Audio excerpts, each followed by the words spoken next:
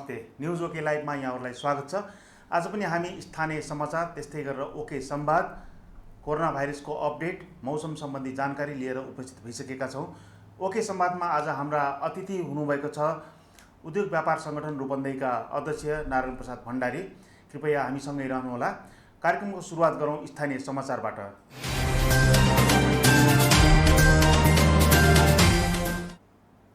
स्थानीय समाचारको सुरुवातमा बाढी र वर्षाले मर्चवार क्षेत्रमा पुर्याएको यो एउटा रिपोर्ट सम्बन्धी समाचारबाट। विगतमा जस्तै यस वर्ष पनि रूपन्देहीको मर्चवार क्षेत्रमा बाढीका कारण कटान र डुबानको समस्या देखिएको छ।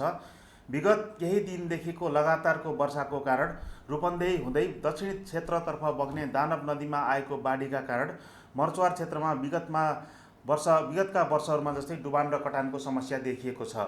वर्षापछि दानव नदीमा आएको बाढीले मर्चवार क्षेत्रमा लुम्बिनी सांस्कृतिक नगरपालिकाको वडा नम्बर 2 भर्तापुर साथै सम्बरीमाई गाउँपालिकाको वडा नम्बर 3, 5 र 7 को भरौलिया, रोहिणी हवा, चरिया, भर्दी र बेतकुइया गाउँका केही क्षेत्र डुबानमा पर्नुका साथै नदीले त्यस क्षेत्रका खेतहरूमा कटान समेत गरेको छ।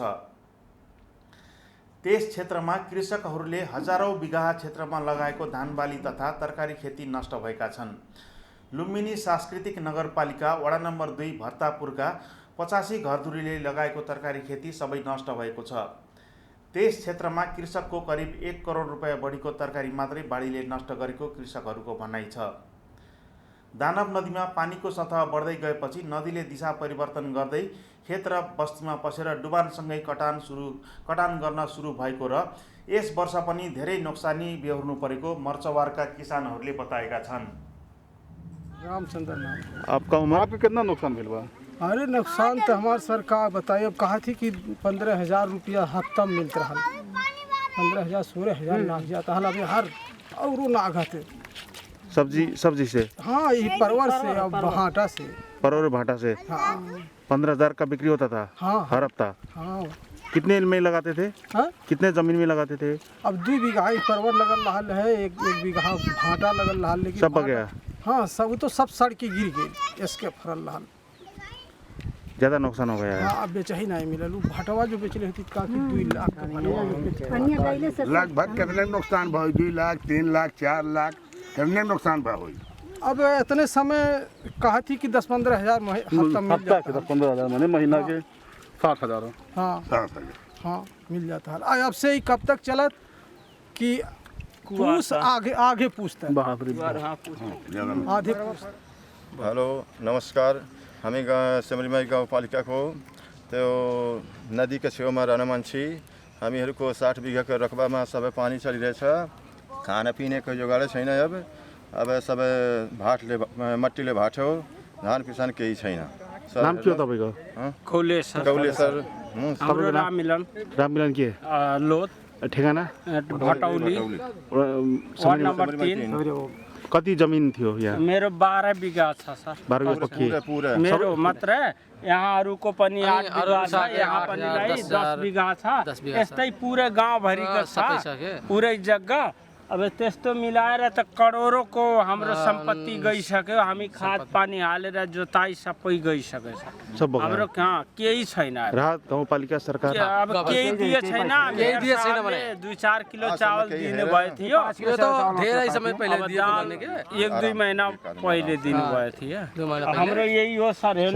सरकारसँग के भन्नुहुन्छ? अब हामी यही हो, सरकारले मद्दत गर्नुहोस्, हामी त्यही उत्पादन दिनु। हाम्रो यही हमारो जुन पनि समस्या छ उसलाई समाधान गर्नुस्। तपाईँ पानी हेर्नु सर, आफैले हेर्नु, शरीर दिनुहोस् न यार। यो सबै पुरा बालले ढाकेको छ भने हेर्नु, सबै मुला पानीले। रामचंद्र नाम। आपका उम्र? बाढीका कारण त्यस क्षेत्रका हजारौं बिघा धान खेती गरेको खेतहरू जलमग्न भएका छन्, जसका कारण ती सबै क्षेत्रमा धान उब्जाउ नहुने त्यहाँका कृषकहरूको भनाइ छ। नदीले खेत पनि कटान गरेको छ। त्यसैगरी अस्थायी पुलहरू बगाउँदा स्थानीयहरू जोखिम मोलेर काठे डुङ्गामा हिँड्नु परेको छ। बुधबार मात्रै त्यस क्षेत्रका जनप्रतिनिधिहरू, संघीय सांसद, प्रदेश सभा सदस्य, जनताको तटबन्ध कार्यक्रम फिल्ड नम्बर 5 का पदाधिकारीले त्यस क्षेत्रमा निरीक्षण गरी डुबान र कटानले गरेको क्षतिको बारेमा जानकारी लिएका थिए। रूपन्देही क्षेत्र नम्बर 4 का सङ्घीय सांसद प्रमोद यादवले जनताको तत्त्वबन्ध कार्यक्रम अन्तर्गत त्यस क्षेत्रमा छिटोभन्दा छिटो तत्त्वबन्ध निर्माण नेपाल सरकारले गरी मर्चवारका जनतालाई डुबान र कटानको समस्याबाट मुक्त गर्नुपर्ने बताउनुभयो।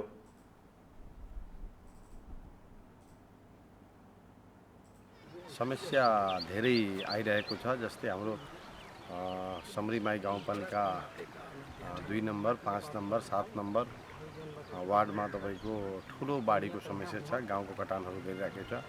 हर्दी गाउँदेखि लिएर तपाईँको भक्तापुर लगायत थुप्रै गाउँमा छ हाम्रो। र लुम्बिनी सांस्कृतिक वार्ड नम्बर 2 वारिपारी पनि ठुलै समस्या छ। र यसको हामी जनता तटबन्धको डी पनि हामीले लिएर आएको थियौँ आज। र प्रदेश मान्य पनि हामीसँगै थियौँ। गाउँपालिका मेयर र वार्ड अध्यक्षहरू पनि धेरैजना हामी सबै जनप्रतिनिधिहरू थिए। आज धेरै ठाउँमा निरीक्षण गरियो र यहाँ समस्या धेरै देखिएको छ।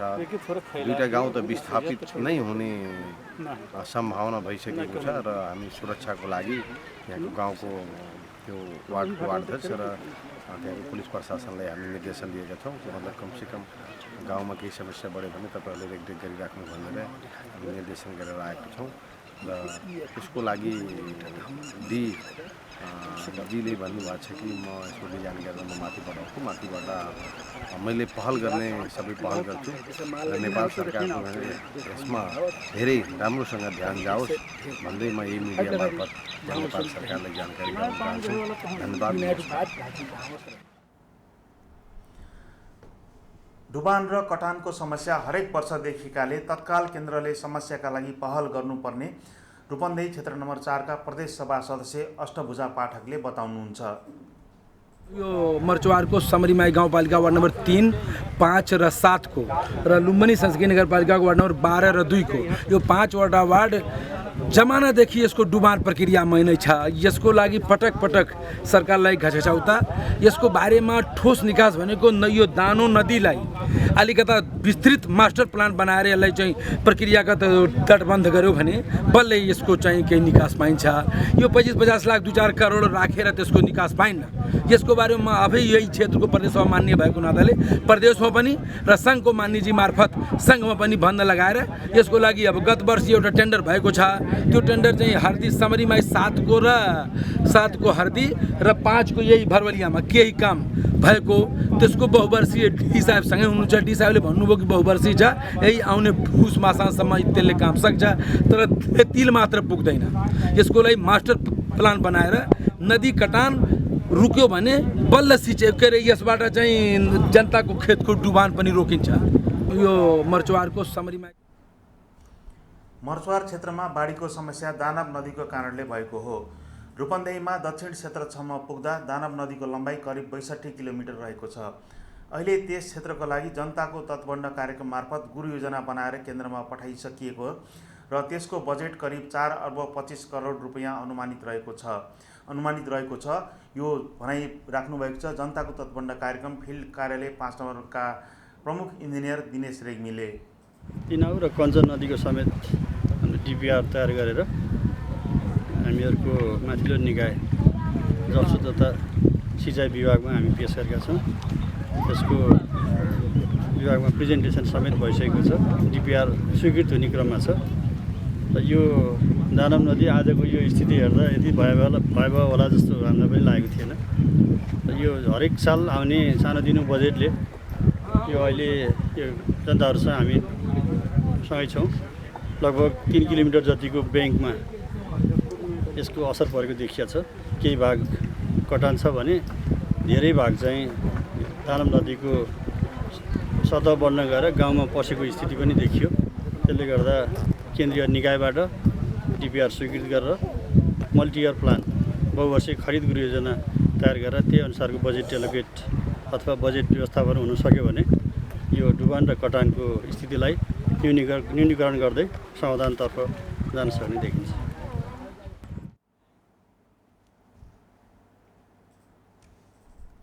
विगत लामो समयदेखि मर्चवार क्षेत्रमा बाढीको समस्या हरेक वर्ष देखिने गरेको छ।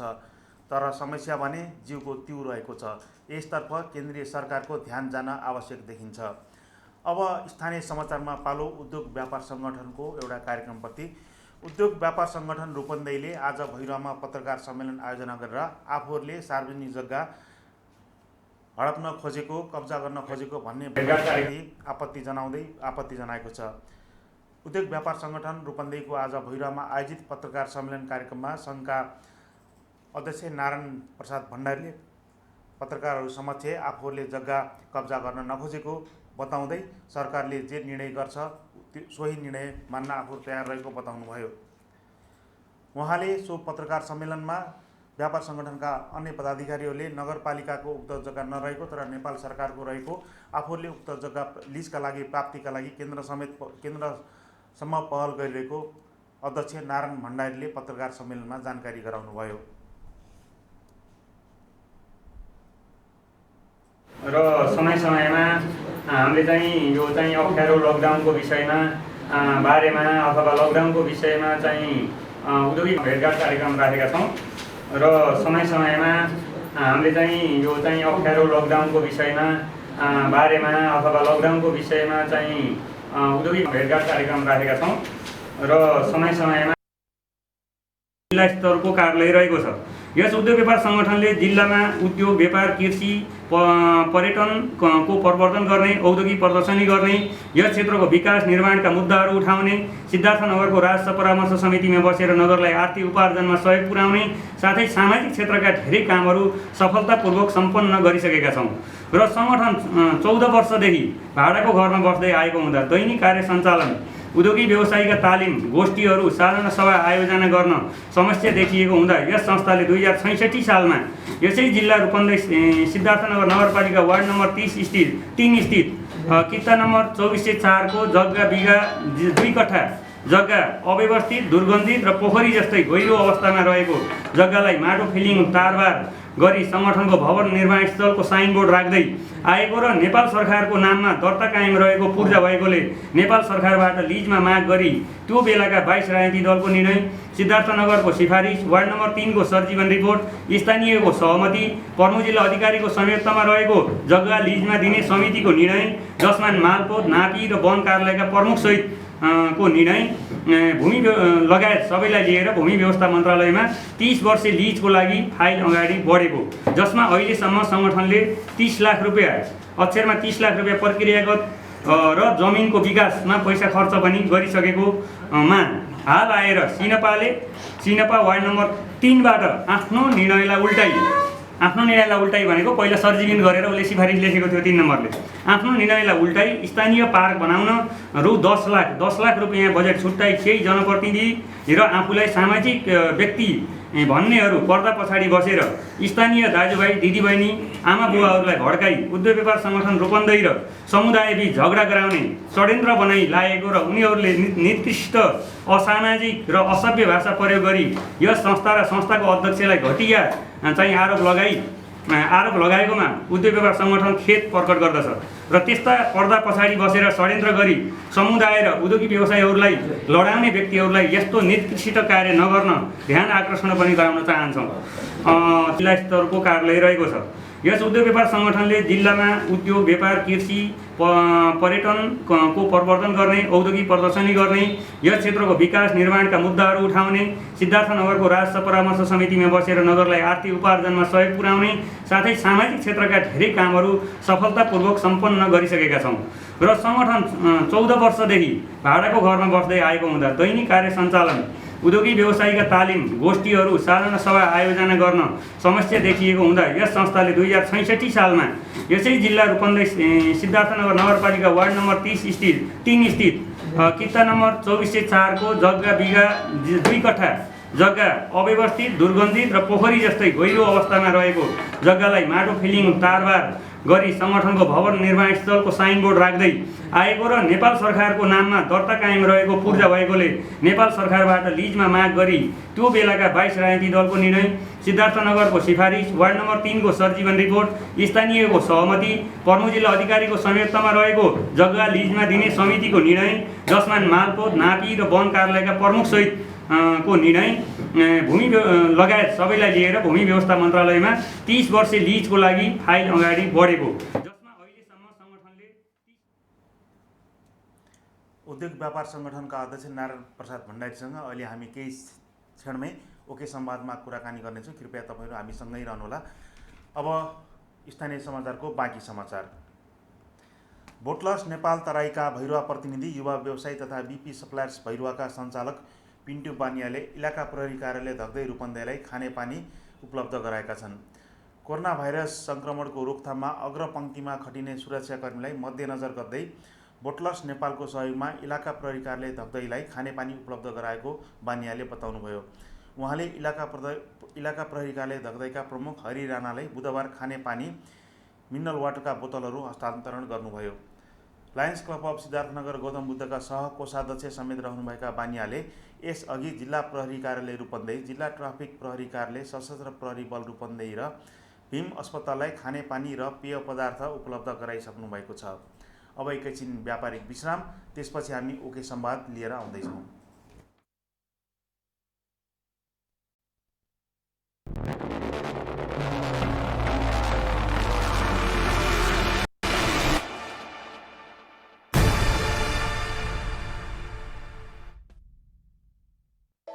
अति सुन्दर धेरै टिकाउ कहाँबाट ल्याउने, अरू भन्दा कम्फर्टेबल कार्पेट कुन लाउने? मैले जस्तै बुझ्नु पर्यो, नयाँ जेन्सा कार्पेट नै ल्याउनु पर्यो। जेन्सा कार्पेट हाम्रो नै राम्रो। अरू भन्दा बढी कम्फर्ट, ब्युटी अनि भेराइटी छ, किनकि बेस्ट टेक्नोलोजीमा हाम्रो देशको आफ्नै उत्पादन छ। कसम हाम्रो नै राम्रो। जेन्सा कार्पेट।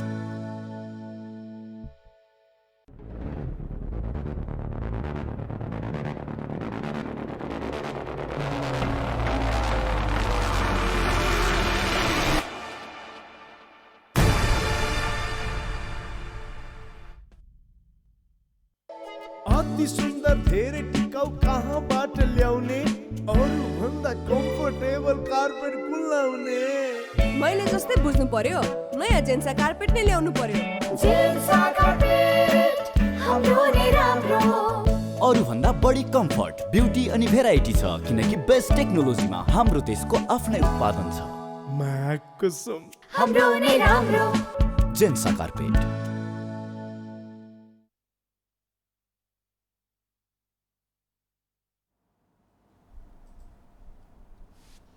विश्रामपछि स्वागत छ। अब पालो ओके संवादको र आज हाम्रा अतिथि हुनुहुन्छ ओके संवादमा उद्योग व्यापार सङ्गठन रूपन्देहीका अध्यक्ष, युवा उद्योगी व्यवसायी नारायण प्रसाद भण्डारी।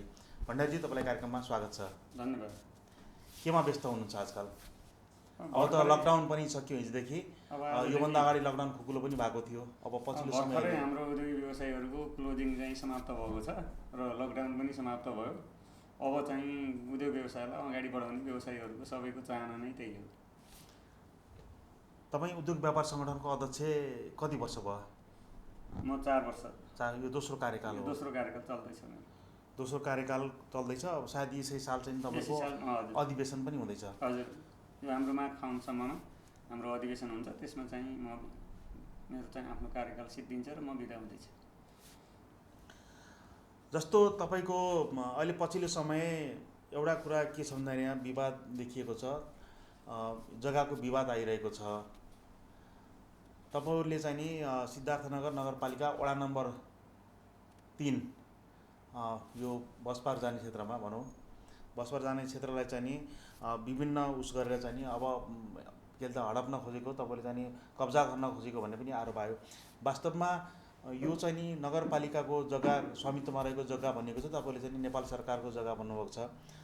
यसलाई चाहिँ नि तपाईँले कसरी व्याख्या गर्नुहुन्छ? तपाईँहरूलाई चाहिँ जुन आरोप आइरहेको छ अहिले, स्थानीयवासीले हिजो पत्रकार सम्मेलन गरेर आरोप लगाए, तपाईँले आज चाहिँ पत्रकार सम्मेलन गरेर चाहिँ त्यसको खण्डन गर्नुभयो। हामीले चाहिँ नेपाल सरकारले जे निर्णय गर्छ त्यसलाई हामी मान्य हुन्छ। हामीले हडप्न खोजेको होइन, हामीले गर्न खोजेको होइन। हामीले चाहिँ प्रक्रिया स्थानीय तहबाटै प्रक्रिया मिलाएर पहिलादेखि गइरहेको प्रोसेसमा भएको जग्गा हामीलाई चाहिँ केही व्यक्ति लगाएर नराम्रो कुरा गर्यो भने यसलाई चाहिँ तपाईँले कसरी व्याख्या गर्नुहुन्छ? वास्तवमा यो चाहिँ कुरा के हो भने अलिकति यो कुराको इतिहास चाहिँ हाम्रो 2066 सालमा हाम्रो चाहिँ एउटा आफ्नो कार्यालयमा भवन बनाएर आफ्नो कार्यालयबाट उद्योग व्यापार सङ्गठन रूपन्देहीलाई चलाउने हाम्रो एउटा जुन कार्य समितिको निर्णय भयो। त्यसपछि उद्योगी व्यवसायीहरूका कार्यालयहरू कसरी बन्दा रहेछन् भनेर हामी चाहिँ अध्ययन अवलोकन गऱ्यौँ। गर्दाखेरि बुटोलका निजी क्षेत्र, तिलोत्तमाका निजी क्षेत्र, सैनामैनाका निजी क्षेत्रलाई त्यहाँका नगरपालिकाले जग्गा दिने र त्यसपछि उहाँहरू व्यवसायीहरूले सहयोग गरेर भवन बनाउने यो एउटा चलन रहेछ। हाम्रो उद्योग व्यापार सङ्गठन निजी क्षेत्र भए तापनि सामाजिक संस्था अन्तर्गत जिल्ला प्रशासन कार्यालयमा सामाजिक संस्थाको रूपमा हाम्रो दर्ता हुन्छ र हाम्रो संस्था चाहिँ भोलि चाहिँ कुनै कारणले हाम्रो संस्था कोल्याप्स भएको खण्डमा हाम्रो प्रोपर्टी, हाम्रो बिल्डिङ, हाम्रो सम्पत्ति नेपाल सरकारको हुनेछ भनेर हाम्रो विधानमा भनिएको छ। त्यसो गर्दाखेरि यो जग्गा चाहिँ हामीले चाहिँ नेपाल सरकारको जग्गा, नेपाल सरकार नापी विभाग लेखेर राखेको जग्गा थियो, 2 कट्ठाको कित्ता हो र यसमा चाहिँ हामीले चाहिँ एकदमै त्यो दुर्गन्धित फोहोरो फाल्ने र एउटा पोखरी जस्तो बनाएर राखिएको जग्गा थियो। त्यो जग्गामा हामीहरूले चाहिँ माटो फिलिङ गऱ्यौँ, अस्थायी तारबार गऱ्यौँ, त्यसपछि उद्योग व्यापार सङ्गठन निर्माण स्थल भनेर बोर्ड राख्यौँ।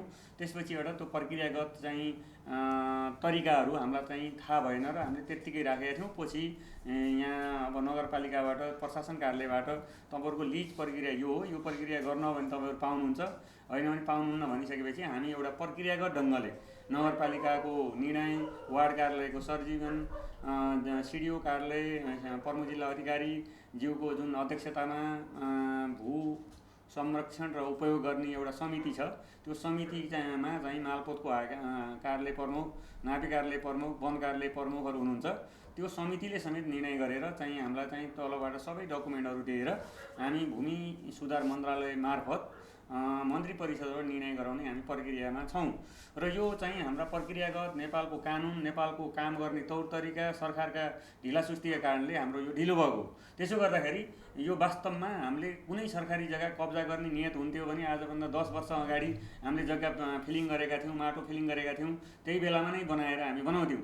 हामीले नेपाल सरकारको कानुनी प्रक्रियालाई चाहिँ हामी पर्खेर बसेका हौँ, कानुनी प्रक्रियालाई मानेका हौँ र नेपाल सरकार मन्त्री परिषदको निर्णयलाई हामी पुरेर बसेका हौँ। त्यसो गर्दाखेरि अहिले जुन बजारमा यो उद्योग व्यापार सङ्गठन रूपन्देही र त्यहाँका केही स्थानीयवासी बीच झगडा गराउने केही तत्त्वहरू चाहिँ मैले नाम यहाँ लिन चाहन्न, पर्दा पछाडि बसेर गाउँ समाजलाई हामीलाई एउटा लडाउन खोजिरहेको छ।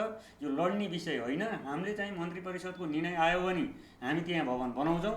मैले आजै पनि प्रमुख जिल्ला अधिकारीज्यूसँग सल्लाह गरेँ र तपाईँहरूको मन्त्री परिषदको निर्णय आउँछ भने हामी सुरक्षा दिन्छौँ, तपाईँ बिल्डिङ बनाउनुहोस्, होइन भने तपाईँहरूले पनि बनाउन पाउनुहुन्न। उहाँहरूले यदि पार्क बनाउने हो भने उहाँहरूले पनि मन्त्री परिषदबाट स्वीकृति लिनुपर्छ। त्यसै कसैले पनि नेपाल सरकारको जग्गा प्रयोग गर्न पाउन्न भनेर स्पष्ट भन्नुभएको छ। त्यसो गर्दा हाम्रो नियत सरकारी जग्गा कब्जा गर्ने छैन। हाम्रो त्यो एउटा पवित्र एउटा सामाजिक संस्थाको रूपमा हामीले अगाडि बढाएका छौँ। त्यसो गर्दाखेरि यसको आज हामीले पत्रकार सम्मेलन गरेर पनि खण्डन गरिसक्यौँ र यो चाहिँ हामीले वैधानिकता पुगे बनाउँछौँ, वैधानिकता नपुगे हामीले अन्यत्र जग्गा किनेर बनाउँछौँ। जस्तो तपाईँले नगरपालिकाको जग्गा होइन नेपाल सरकारको जग्गा भन्नुभयो, जति पनि सरकारी सम्पत्ति छन् यो नगरपालिका नभए सबै सम्पत्ति त आखिर प्रपर्टी स्थानीयताका सबै प्रपर्टी नेपाल सरकारकै त हो नि आखिरमा। यो वास्तवमा जग्गा 2 प्रकारको हुँदो रहेछ सरकारी जग्गा। एउटा नगरपालिकाको पूर्जा भएको जग्गा हुँदो रहेछ, श्रेष्ठता खडा भएको, त्यो चाहिँ जुन यो सभागृह र हाम्रो चाहिँ पौवा भएको जुन जग्गा थियो त्यो नगरपालिकाको स्वामित्वमा पूर्जा भएको जग्गा थियो, नगर परिषदले निर्णय गरेर दियो लिजमा। त्यो चाहिँ यो चाहिँ नगरले चाहेर पनि चाहिँ सिफारिस बाहेक अरू दिन सक्दैन। यो नेपाल सरकार भनेर लेखेको जग्गामा नगरपालिकाले चाहिँ आफूले वार्ड कार्यालय बनाउनु पर्यो भने पनि मन्त्री परिषदको सिफारिस चाहिने रहेछ।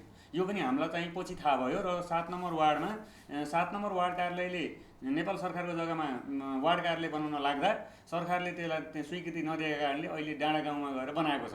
त्यसो गर्दाखेरि यो के रहेछ भन्नुहुन्छ भन्दा नगरपालिका र सरकारी जग्गामा नगरपालिकाभित्रका सरकारी जग्गा नगरपालिका र प्रमुख जिल्ला अधिकारीले संरक्षण गर्ने, सम्वर्धन गर्ने भनेर भनेको छ।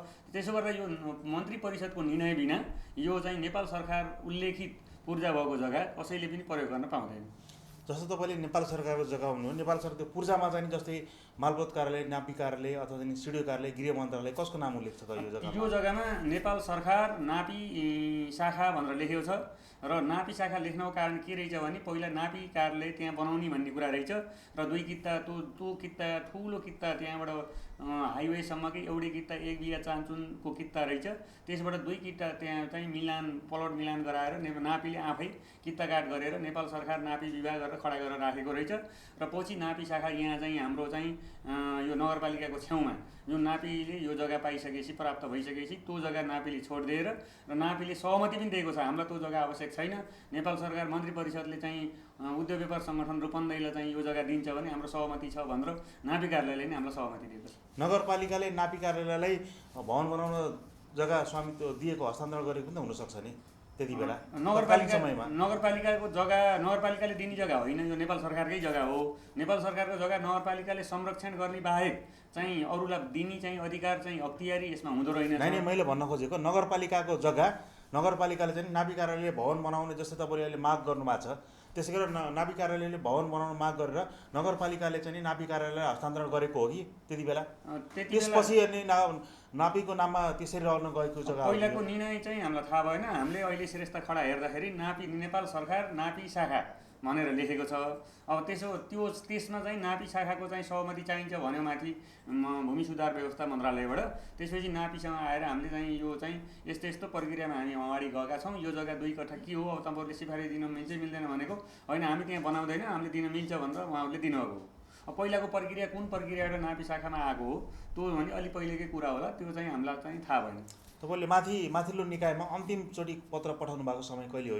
यो हामी यही गत फाउनमा लकडाउनभन्दा केही अगाडि हामी लास्ट चाहिँ रिभ्यू गरेका थियौँ। त्यहाँ मन्त्रीज्यू सचिवज्यू लगायत बैठक पनि भएको थियो हाम्रो। बैठक हुँदा उहाँहरूले के भन्नुहुन्थ्यो भने हाम्रो एउटा भूमि उपयोग नीति आउँदैछ, भूमि उपयोग नीतिमा हामीले स्पष्ट कला चाहिँ यो लिजमा दिने कला नदिने अथवा व्यक्ति सङ्घ संस्था त्यो सबै कुरा हाम्रो उल्लेख छ। त्यसपछि तपाईँहरूलाई चाहिँ हामी मन्त्री परिषदमा उठाइदिएर पठाइदिन्छौँ, त्यसपछि तपाईँ लिनु होला, तपाईँहरूलाई पाउनुहुन्छ, लिजमा नपाउने भन्ने कुरा छैन। हामीले अब ठुला जग्गा पनि होटेल उद्योगलाई पनि लिजमा दिने नीति हामीले बनाउँदैछौँ।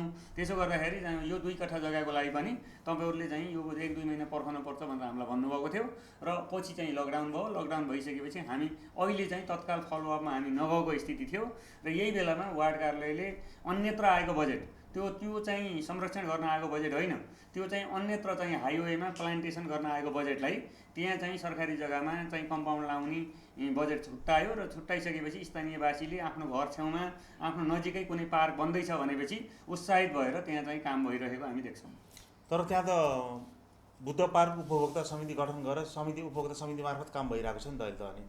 अनि त्यहाँ Buddha park club, Buddha park गाउँ समाज अथवा समितिहरू त्यहाँ बनेका छन् र त्यो समितिलाई यदि जग्गा दिने हो भने पनि सरकारको सहमति चाहिन्छ र त्यो कसैले पनि नगरपालिकाभित्रको सम्पत्ति मेरो घरको छेउको सम्पत्ति मेरो हो भनेर दावा गर्न पाउँदैन। त्यो नगरपालिकाकै सम्पत्ति हो। नगरपालिकामा भएका 9 नम्बर वार्डमा कुनै सम्पत्ति छ भने नगरभित्रकै सम्पत्ति हो, 3 नम्बर वार्डमा कुनै सम्पत्ति छ भने नगरभित्रकै सम्पत्ति हो। त्यो चाहिँ आफ्नो घर छेउमा भयो भनेर 2-4 घरले मेरो सम्पत्ति हो भन्न मिल्दैन। तर पनि हामीले के भनेका छौँ, त्यहाँ त 2-4 घरले भनेको कुरा होइन, 190 जनाले चाहिँ नि करिब 190 जनाले हस्ताक्षर गरेर पनि दिनुभएको छ।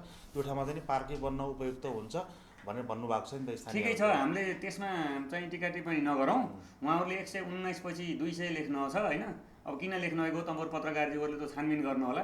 119 पछि 200 त आउन्न नि, त्यो प्राविधिक त्रुटि पनि हुन्छ। लेखेर 200 कहिलेकाहीँ उपस्थित उठाउँदाखेरि 41 पछि 51-61 आएको पनि हुन्छ नि। 122 जना त्यहाँ सही छ र एउटा घरका 5 जनासम्मको सही मैले भेटाएँ। म 3 नम्बर वार्डमा 20 वर्ष बसेर कारोबार गरेको मान्छे हुँ। मलाई प्रत्येकका घरहरूमा म गएको छु र प्रत्येक परिवारको नाम पनि मलाई थाहा छ। त्यसो गर्दा एउटा घरका परिवार 4 जना, एउटा घरका परिवार 5 जना, एउटा घरका परिवार 3 जना यसरी सही गरेर पुर्याइएको छ। तर पनि हाम्रो गाउँलेप्रति कुनै पनि रिस रेग भाव रिसिभी कुनै पनि छैन। हामीले गाउँलेलाई दोष दिन चाहन्नौँ, किनभने गाउँ समाजले आफ्नो घर नजिक कुनै जग्गा यदि पार्क बनाउन पाइन्छ भने बनाउँछौँ भन्ने कुरा एकदम राम्रो कुरा हो। तर हिजो चाहिँ वार्डले सरजीवन गर्दा त्यही गाउँलेका अगुवाहरूले हाम्रो चाहिँ सरजीवनमा सही गरिदिनु भएको छ। तपाईँहरू आउनुहुन्छ भने भवन बनाउनुहुन्छ भने हामीलाई चाहिँ बिहा पार्टीहरूमा यो हल मिटिङ हल र यो चाहिँ हामीलाई फ्रीमा प्रयोग गर्न दिनुपर्छ भन्ने उहाँहरूले शर्त राखेर सही गर्नुभएको हो हिजो। र हिजोको निर्णयलाई आज यसरी सजिलै उल्टाउन चाहिँ मिल्दैन भन्ने हाम्रो मान्यता हो। र यसमा चाहिँ विवाद सिर्जना चाहिँ वार्ड कार्यालयले गरिदिएको छ। सिधै चाहिँ वार्ड कार्यालयले जान हाम्रो यो चाहिँ प्रक्रियामा छ, यिनीहरूको 1-2 महिनामा यस्नु हुन्छ भन्ने कुरा थाहा पाई त्यो चाहिँ जग्गामा चाहिँ 10 लाख रुपियाँ जुन बजेट विनियोजन गर्यो त्यसपछि गाउँले र चाहिँ उद्योग व्यापार सङ्गठनको त्यो विवाद जस्तो देखिएको। तर हामी त्यो आम जनसमुदायहरू त्यहाँका गाउँका आमा बुवा दाजुभाइ दिदीबहिनीहरूप्रति हाम्रो कुनै पनि केही चाहिँ रिसिभी छैन। हामीले चाहिँ सरकारले दिएबार वैधानिकता प्राप्त गरेर दिएबार हामी बनाउने हो, उहाँहरूकै सहयोगमा बनाउने हो, हामी उहाँहरूकै छिमेकी हुने हो र त्यहाँ हाम्रो भयौँ भने हाम्रा हरेक तालिम गोष्ठी कार्यक्रम साधारण सभा हरेक कार्यक्रम हुन्छन्। हाम्रोमा विभिन्न विशिष्ट प्रकारका हाम्रा चाहिँ प्रधानमन्त्रीदेखि यहाँका चाहिँ प्रमुख जिल्ला अधिकारीसम्म अतिथिहरू आउनुहुन्छ, त्यहाँ चहलपहल हुन्छ, व्यापार व्यवसाय बढ्छ। त्यो एरिया भन्ने हो भने एक प्रकारले व्यावसायिक एरिया हुन्छ भन्ने हाम्रो कुरा हो र होइन हाम्रो मन्त्री परिषदबाट निर्णय आएन भने अवैध रूपमा हामी बनाउदैनौँ। यो हामी पहिले नै भनेका छौँ। अवैध रूपमा बनाउने, उहाँहरूले अहिले गर्न लागेको काममा डिस्टर्ब गर्ने, त्यहाँ भत्काउन जाने त्यो हाम्रो नियत पनि छैन र हाम्रो उद्देश्य पनि होइन र हामी एउटा जिम्मेवार यो नगरको संस्था हो। त्यसो गर्दाखेरि यदि उहाँहरूले मन्त्री परिषदले हामीलाई दिएन भने हामीले कार्य समितिले चाहिँ आर्थिक सहयोग उठाएर भए पनि हामी जग्गा किनेर बनाउँछौँ। त्यसो गर्दा त्यहाँका आम चाहिँ समुदायहरूलाई कोही व्यक्तिहरूले पछाडिबाट कसैले उचाल्यो भन्दैमा उद्योग व्यापार सङ्गठनको विरुद्धमा तपाईँहरू पनि नजानुस् र तपाईँहरूले पनि उद्योग व्यापार सङ्गठनले यो प्रक्रिया अगाडि बढाएको हो र यसको अध्यक्षले नै यो भूमाफिया हो, यसको भूमाफियागिरी गर्यो भनेर चाहिँ जसरी हिजो विज्ञप्ति निकाल्नुभयो त्यो चाहिँ एकदम सरासर चाहिँ झुट र भरमको खेती चाहिँ त्यहाँ गर्नुभएको छ। उद्योग व्यापार सङ्गठनको अध्यक्षलाई कुनै जग्गाको आवश्यकता छैन। उद्योग व्यापार सङ्गठनको अध्यक्षका चाहिँ 10औं व्यवसायमा लगानी छ, 5औं 6औं उद्योगहरू छन्, 2-3टा ट्रेडिङ कारोबार छन्। उद्योग व्यापार सङ्गठनको अध्यक्षले सरकारलाई राम्रो कर तिरेर बसेको छ। त्यसो गर्दाखेरि कुनै पनि सरकारी जग्गामा उद्योग व्यापार सङ्गठन अध्यक्षको लोभ लालच छैन र यो उद्योग व्यापार उहाँहरूको चाहिँ आरोप के छ भन्दाखेरि तपाईँले चाहिँ नि स्थानीयलाई चाहिँ त्यहाँकालाई चाहिँ नि भूमाफिया जस्तो भाषा चाहिँ नि अलिकति भाषाप्रति उहाँहरूको आपत्ति रहेको पाइयो नि त। फेरि अनि तपाईँले सामाजिक सञ्जाल मार्फत उहाँहरूमा चाहिँ जुन एउटा पोस्ट गर्नुभयो, लेख्नुभयो, उहाँहरूलाई चाहिँ आरोप लगाउनु भयो भूमाफियाहरूको सक्रियतामा चाहिँ हामीलाई चाहिँ यस्तो गराउनु खोज्यो भने चाहिँ उहाँ पर त्यो शब्दप्रति उहाँ बढी आपत्ति सामाजिक सञ्जालको विषयमा मैले स्पष्ट पारिहाल्छु। मैले जब उहाँहरूले काम सुरु गर्नुभयो, काम सुरु गरेपछि हाम्रो तुरुन्तै बैठक बस्यौँ उद्योग व्यापार सङ्गठनको। यहाँ व्यक्तिले गर्ने कुरा होइन, हाम्रो चाहिँ 29 सदस्यीय कार्य समिति, 9 सदस्यीय सल्लाहकार, 5 सदस्यीय परामर्श र 17 सदस्यीय बजार प्रवर्धन समिति गरेर 54 जनाको हाम्रो एउटा टिम छ। 54 जनाको हामी फुल बैठक बस्यौँ। फुल बैठक बसेर तपाईँको यो चाहिँ हामी प्रक्रियागत ढङ्गले अगाडि जाउँ, हामी चाहिँ यो चाहिँ उहाँहरूलाई काम रोक्न लगाउँ भन्ने एउटा निर्णय भयो। प्रक्रियागत ढङ्गले जाँदा हामी पहिला सुरुमा हाम्रो प्रमुखज्यूलाई, मेयर साहबलाई चाहिँ चिठी पठाएर काम रोक्न भन्यौँ। अर्को दिन प्रमुख जिल्ला अधिकारीलाई हामीले प्राप्त गरेका डकुमेन्ट र हाम्रो प्रक्रियाको बारेमा जानकारी गराएर निवेदन दियौँ र उहाँले चाहिँ तुरुन्तै म मेयर साहबसँग कुरा गर्छु भनेर भन्नु हो। र त्यसपछि चाहिँ प्रक्रियागत रूपमा जाँदा सम्बन्धित सत्ताधारी पार्टीको चाहिँ पार्टी कार्यालयमा पनि हामी निवेदन दियौँ, किनभने उहाँको मेयर, उहाँका वार्ड अध्यक्ष पार्टीका भएका हुँदा त्यहाँ पनि हामी जिल्ला र नगरमा चाहिँ निवेदन दियौँ र त्यसपछि चाहिँ हामीले प्रेस नोट जारी गऱ्यौँ।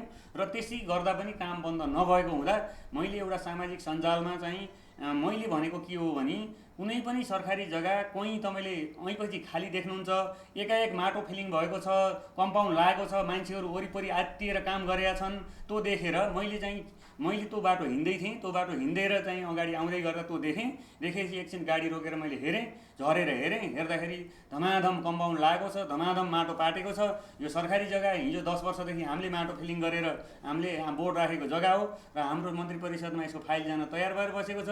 यो के हो भनेर मैले बुझ्दाखेरि मैले कसैले त्यहाँ केही बताएन। नबताइसकेपछि मैले अब अहिलेको यो हाम्रो सामाजिक सञ्जाल पनि एउटा चाहिँ सूचनाको वाहक हो भनेर मैले त्यहाँ फेरि पनि पढ्न सक्नुहुन्छ। मैले सुधारेको छैन, मैले चाहिँ के गरेँ चाहिँ डिलिट गरेको छैन।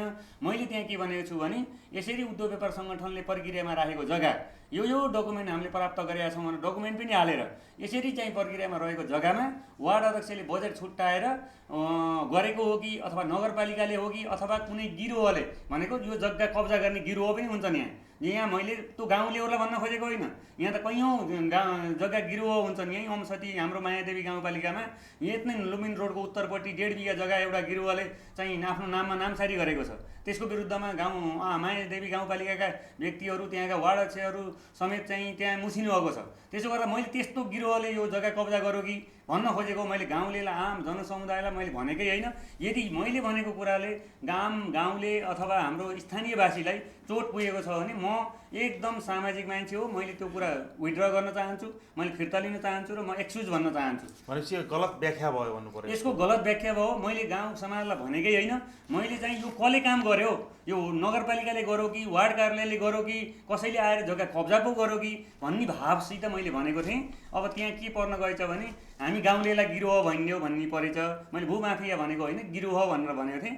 र गिरोह भन्ने शब्द पनि अब चाहिँ यो चाहिँ के अरे उहाँहरूले धेरै आपत्ति जनाएको हुँदा चाहिँ मैले चाहिँ 2 दिनपछि यो त चाहिँ गिरोहलाई चाहिँ संशोधन गरेर नगरपालिका वार्ड कार्यालय वा कसले गरेको हो भनेर मैले सुधार पनि गरेँ। मैले त्यसमा मैले एक्सक्युज पनि गरेँ।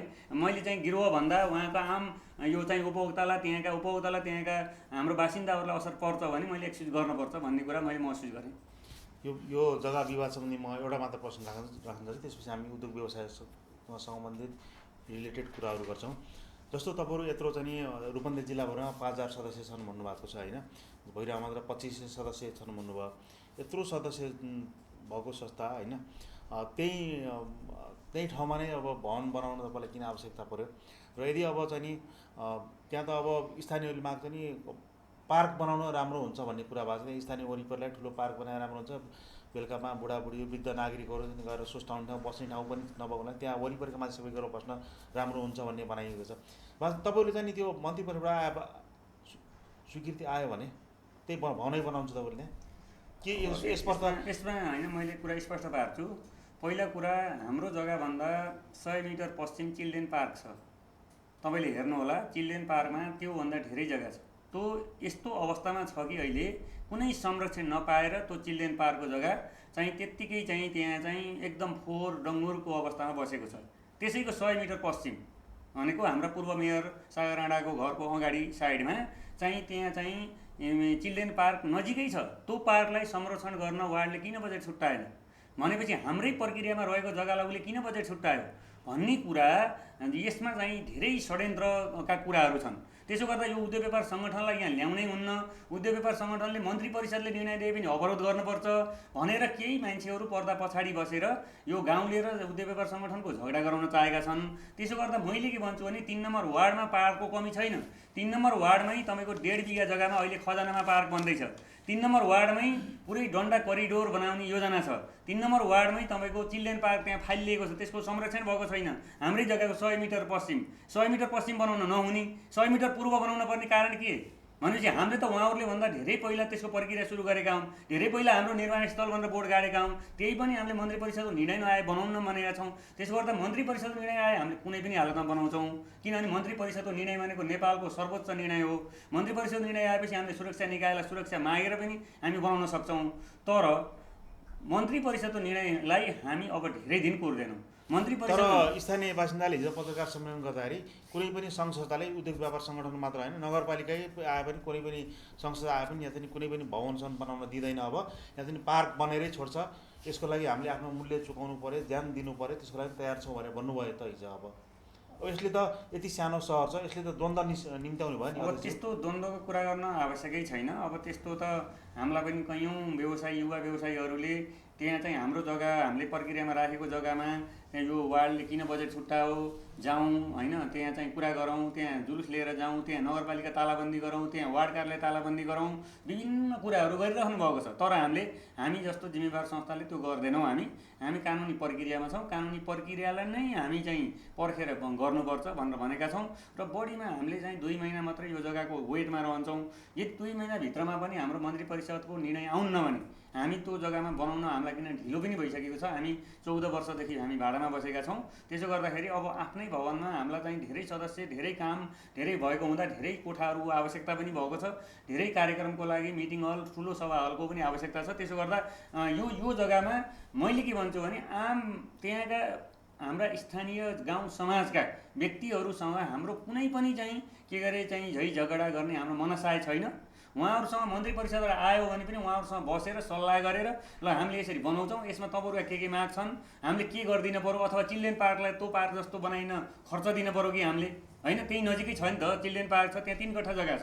त्यो 3 कट्ठा जग्गा यो पनि यो 2 कट्ठा जग्गा हो भनेपछि त्यो 3 कट्ठा जग्गालाई अहिलेको पार्क जस्तो बनाइदिएर हामीले बजेट 5-10 लाख रुपियाँ दिएर संस्थाले उतातिर डोनेसन दिएर अथवा यो बनाउन सक्छौँ कि अथवा हामीले चाहिँ त्यो मिटिङ हल, सभा हलहरू उहाँहरूलाई फ्रीमा दिन सक्छौँ कि उहाँहरूसँग बसेर सल्लाह गरेर उहाँहरूसँग एउटा समझदारी बनाएर मात्रै हामी चाहिँ यो काम सुरु गर्छौँ। विवादमा हामी काम गर्दैनौँ। विवाद गर्नु हुँदैन भन्ने विवाद गर्दैनौँ हामी जिम्मेवार संस्था हो। हामीले त वास्तवमा अन्त विवाद भयो भने पनि यो गर्नुहुन्न मिलाउनु पर्छ भन्ने संस्था भएको भएर हामी विवादमा त्यहाँ लफडामा झैझगडामा मारपिटमा हामी उत्रिन्नौँ। हामी एकदमै सभ्य र चाहिँ जिम्मेवार संस्था हो। अब यो जग्गा विवादको कुरालाई पछाडि राखेर अन्य उद्योग व्यवसायको कुरा गरौँ। लकडाउन त अब हिजो रातिदेखि लकडाउन फिर्ता भयो, लकडाउन हट्यो, अब लक अन भयो। उद्योग व्यवसायको लक भनेको भाग्य अन भयो भने मेरो बुझाइ छ यो भाग्यलाई चाहिँ अब पहिलेको अवस्थामा फर्काउनलाई अब के गर्नुपर्छ उद्योग व्यवसायले? अब के छ तपाईँको योजनाहरू, यो धारणा कस्तो छ? अब यहीँ हाम्रो नेपाल जस्तो देशमा होइन एउटा चाहिँ आर्थिक ग्रोथ एकदम धीमा गतिमा भएको देशमा 4 महिना लकडाउन हुनु भनेको सानो कुरा होइन। अब 3 महिना त सम्पूर्ण व्यवसायहरू बन्द भयो र असार 1 गतेदेखि केही हल्का खुकुलो भएको थियो र अहिले चाहिँ पूर्ण रूपमा खुलेको छ। यो भनेको 4 महिनामा धेरै व्यवसायहरू थला परिसकेका छन्। धेरै व्यवसायहरू जमिनमा आइसके समय मैले भन्न खोजेको त्यही हो। धेरै व्यवसायहरू जस्तै अहिले भर्खरै चाहिँ पनि अब यातायातको स्थिति दयनीय छ, होटेल लजहरू स्टार होटेलहरूको चाहिँ स्थिति दयनीय छ। अब भित्र चाहिँ धमिरो लाग्न लागिसक्यो। त्यसपछि आएर सानातिना महिलाहरूले गर्ने ब्युटी पार्लरहरू पनि काम गर्न पाएका छैनन्। सानो तिनो पेसाहरूमा पनि अब तपाईँको होटेल रेस्टुरेन्टहरूले धेरै ठुलो धक्का खायो र केही व्यापारहरू जुन खाद्यान्नजन्य इमर्जेन्सी जन्य चाहिँ उद्योग र खाद्यान्नजन्य उद्योगहरू अथवा व्यापारहरू औषधिजन्य यो चाहिँ मात्रै अलिकति चाहिँ उहाँहरूले आफ्नो जीविका निर्वाह गर्नुभएको छ र अरू व्यवसाय सम्पूर्णलाई असर परेको छ। अब चाहिँ हामीले आश गरौँ कि अब यो कोरोना पनि चाहिँ समाप्त हुँदै जाओस् र व्यवसायले पनि कर्मिक रूपमा चाहिँ सुधार हुन्छ भन्ने हामीले आशा भरोसा गरेका छौँ। जस्तो कोरोना भाइरसको सङ्क्रमणको जोखिम बढेसँगै लकडाउन सुरु भयो चैत्र 11 गतेदेखि हिजो राति टुङ्गियो। अचानक लकडाउन भइसकेपछि लगभग 3 महिनासम्म व्यापार व्यवसाय ठप्पै जस्तो भयो। तपाईँले चाहिँ डिमान्ड पनि गर्नुभयो, तपाईँ लगायत यहाँ समग्र उद्योग व्यवसायको सङ्घ संस्थाहरूले माग गरे होइन? कतिको सम्बोधन भयो मौद्रिक नीतिमा? वास्तवमा मौद्रिक नीतिमा यो गर्छु त्यो गर्छु, नेपालमा अधिकांश यो गर्छौँ त्यो गरिन्छौँ, यो गरिन्छ त्यो गरिन्छ, यति दिइनेछ भनिन्छ होइन? कतिको विश्वास लाग्छ तपाईँलाई कार्यान्वयन हुन्छ यो कुराहरू? मौद्रिक नीतिलाई अहिलेको मौद्रिक नीतिलाई हामी स्वागत गर्छौँ। मौद्रिक नीति अहिले धेरै सुधार गरेर ल्याइएको छ। यो व्यवसाय झुक्काउन ल्याइएको हो कि लागू गर्न ल्याइएको हो भन्ने कुरा हेर्न बाँकी छ अबका दिनमा। हामीले कार्यान्वयन पक्ष कस्तो बन्छ र कार्यविधि कस्तो बन्छ भन्ने कुरा अब हामी पर्खिरहेका छौँ र हामीले जुन मागहरू उठायौँ त्यसमा चाहिँ हामीले 3 महिनाको घर बहाल छुट र 3 महिनाको ब्याङ्कको ब्याज छुटको कुरा यसमा परेन र त्यो बाहेक चाहिँ समय किस्ता चाहिँ सार्ने कुरा, ब्याज पर सार्ने कुरा र व्यवसायीहरूलाई केही सरल कर्जा दिने कुरा चाहिँ यो स्वागतयोग्य कुराहरू आएका छन्। यदि कार्यविधि र कार्यविधि राम्रो बनाएर यो कार्यान्वयनमा गयो भने यसलाई उद्योग व्यवसायलाई यो पुनर्जागरण गर्नको लागि यो एउटा राम्रो चाहिँ यो चाहिँ एउटा उपाय चाहिँ हुनसक्छ। यसलाई हामीले चाहिँ राम्रो सकारात्मक रूपमा लिएका छौँ र सरकारले गरेका नराम्रा कुरालाई हामीले जहिले पनि विरोध गर्ने गरेका छौँ र यसमा चाहिँ निजी क्षेत्रले उठाएका 75% चाहिँ कुराहरू यो अहिलेको मौद्रिक नीतिमा कसरी पर्न सके भन्ने कुरा हामी पनि अलिकति चाहिँ अचम्मित पनि भएका छौँ। यत्रो कुराहरू राम्रा कुरा पनि आएका छन्। अब यो कुरा कार्यान्वयन कसरी हुन्छ कि हुन्न भन्नेमा अलिकति शङ्का चाहिँ हामीलाई चाहिँ छ। अब यो कार्यान्वयन र कार्यविधि हेर्न चाहिँ अब पर्खन पर्ने स्थिति छ। जस्तो तपाईँहरूले यो कर भन्नाले यो ब्याङ्कको ब्याजको कुरा आयो, किस्ता सार्ने कुरा आयो होइन? यही बिचमा चाहिँ नि अधिकांश व्यवसायीहरूले चाहिँ नि गुनासो गर्थे बारम्बार, ब्याङ्कको फोन आछ, दबाब आइरहेछ, तनाव छ, तिर्न आउनुहोस्, बुझाउन आउनुहोस्, कति बेला त ब्याङ्कमा आफ्नो खाताबाटै पैसा पनि ट्रान्सफर गरिदियो तिरेको भन्ने पनि जानकारी आयो। अधिकांश ब्याङ्कहरूले त्यसको खाता छ, त्यो जसको त्यही ब्याङ्कमा कर्जा छ, त्यही ब्याङ्कमा खाता छ, उसको चाहिँ खातामा भएको पैसा पनि तानेर किस्ता बुझाएको भन्ने खबर आयो। यहाँ पनि ब्याङ्कबाट कारोबार गर्नुभएको छ होला, यसको पीडित त तपाईँ पनि हुनुहुन्छ होला। यसलाई कसरी हेर्नु भएको छ तपाईँले? आजको दिनमा पनि ब्याङ्कले अझै पनि तनाव दिने काम त गरिरहेको छ। मौद्रिक नीति आइसकेपछि पनि मौद्रिक नीतिले बोलेको छ। वास्तवमा कार्यान्वयन पक्ष फितलो भनेको यहीँदेखि नै देखिन्छ। अब मौद्रिक नीतिले के भनेको छ भन्नुहुन्छ भने व्यवसायीले ब्याज तिर्न सक्दैनन् भने चाहिँ पुस मसान्तसम्म चैत मसान्तसम्म र आउने 78 सालको असार मसान्तसम्मको चाहिँ म्याद थप्नुहोस् भनेर ब्याङ्कलाई भनेको छ। ब्याङ्कले चाहिँ के गरेको छ भन्नुहुन्छ भन्दा खातामा भयो भने त्यो कर्मचारीलाई तलब दिने पैसा र मेटेरियल खरिद गर्ने पैसा पनि काट्दिने। त्यसपछि कुनै पार्टीलाई पैसा दिनेलाई चाहिँ खातामा पैसा छ भने उता चेक दिएको छ पार्टीले यता काट्दिने। यो गरेको छ र ब्याङ्कले भित्री रूपमा टर्चर गरेको छ। वास्तवमा भन्यो भने तपाईँले पैसा कहिले हाल्नुहुन्छ, कहिलेसम्म हाल्नुहुन्छ, योजना के छ भनेर चाहिँ बिस्तारै चाहिँ टर्चर गरिरहेको छ। यो चाहिँ यो अहिलेको मौद्रिक नीतिसँग म्याच खान्न। मौद्रिक नीतिले पुस मसान्तसम्म तिरे पनि हुन्छ, असोज मसान्तसम्म तिरे पनि हुन्छ, चैत मसान्तसम्म तिरे पनि हुन्छ, क्याटेगोरिज हिसाबले कति प्रभावित छ त्यो किसिमले चाहिँ पर तिरे पनि हुन्छ भन्ने। फेरि ब्याङ्कहरूले अहिले नै डन्डा लगाउने जुन कुरा छ त्यो चाहिँ हाम्रो चाहिँ निन्दनीय छ र ब्याङ्कहरू सुधारिन पर्छ। र सधैँ एउटै समय हुन्न, ब्याङ्क उद्योगी बाँचे ब्याङ्क बाँच्ने हो र उद्योगी भोलि सबै थला पऱ्यो भने भोलि ब्याङ्क पनि थला पर्ने स्थिति आउँछ।